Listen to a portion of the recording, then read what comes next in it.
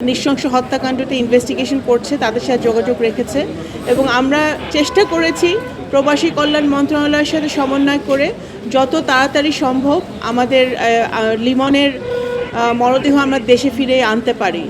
তো আপনারা জানেন লিমনের সাথে আরও একটি মেয়ে আমাদের বাংলাদেশের সন্তান বৃষ্টি ও নিহত হয়েছে একটি হত্যাকাণ্ডে।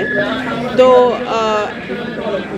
খুবই রিসেন্টলি আমরা জানতে পেরেছি যে বৃষ্টির মরদেহ শনাক্ত করা গেছে এবং তারও সেটাও আমরা যাতে আমরা খুব শীঘ্রই ফেরত আনতে পারি সেই কাজ চলছে। তো আজকে আমি লিমনের পরিবার আছে, আমি সরকারের পক্ষ থেকে বলতে চাই মাননীয় প্রধানমন্ত্রী নির্দেশে আমি আজকে এখানে এসেছি এবং আমরা চেষ্টা করেছি লিমনের পরিবারের পাশে থাকার।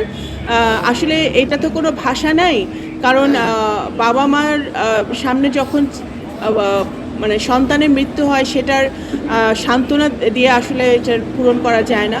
তো আমরা এতটুকুই বলতে পারি যে বর্তমানে জাতীয়তাবাদী দলের সরকার লিমনের পাশে আছে, পরিবারের পাশে আছে, প্রধানমন্ত্রী জনাব তারেক রহমান ওনাদের পাশে আছে এবং আমাদের যা যা সহযোগিতা করার দরকার আমরা অবশ্যই করব।